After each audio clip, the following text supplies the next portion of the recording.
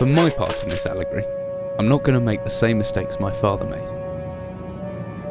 Howard vanished from my mother's life before I was even in it, so when he sent me a letter a few days after Mum's funeral, it was the first I'd ever heard from him. Pity he was dead. Writing from beyond the grave must be a genetic habit in my bloodline. His letter contained a key, instructions, pleas for forgiveness. I figured the dead don't have much use for absolution, so I turned to his prophetic passing, which he inexplicably expected to come any day. Clearly averse to explanations, my father preferred to leave directions to a bank on Mayfair I'd never even heard of. In that bank was a safety deposit box in his name, and myself as executor. Of course, I went, as he knew I would.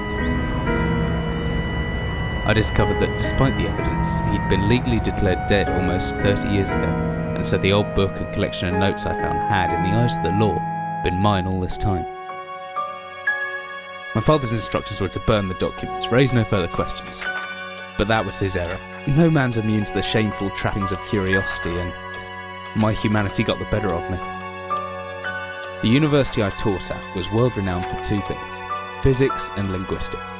I represented the first, and the man who stood for the second was stumped by my recent acquisition. The book was indecipherable. The notes, however, showed a location somewhere in uninhabited northern Greenland.